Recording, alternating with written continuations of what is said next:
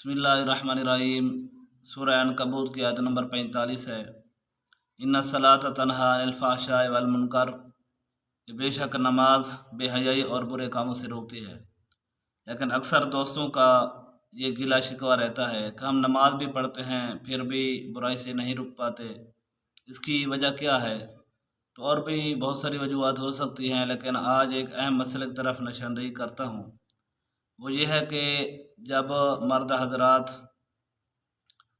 कपड़े नापाक हो जाते हैं, एहतलाम लग जाता है, मनी लग जाती है कपड़ों को, तो फिर जब वो गुस्ल करने जाते हैं गुस्ल खाने में, तो वहाँ पर वहीं कपड़े छोड़ देते हैं, उनको पाक नहीं करते और नए कपड़े पहनकर वो बाहर आ जाते हैं। लेकिन घर वालों को पता नहीं होता कि ये कपड़े पाक हैं या नापाक हैं। तो फिर वो उन कपड़ों को उठाकर और बाकी घर वाले कपड़े जो है सारे इकट्ठे करके वो वॉशिंग मशीन में डाल देते हैं।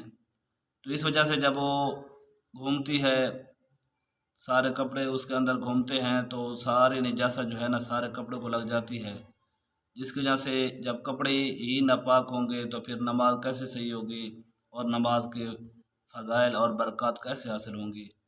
तो खुदारा एक ऐसी चीज़ है, नहूसत है, जिससे अक्सर भाई इसमें मुब्तला होते हैं। तो जब भी कपड़े नापाक हो जाए, ख़्वाह वही कपड़े आपने दोबारा पहने हों या कोई और पहने हों, तो उन नापाक कपड़ों को धोया करें।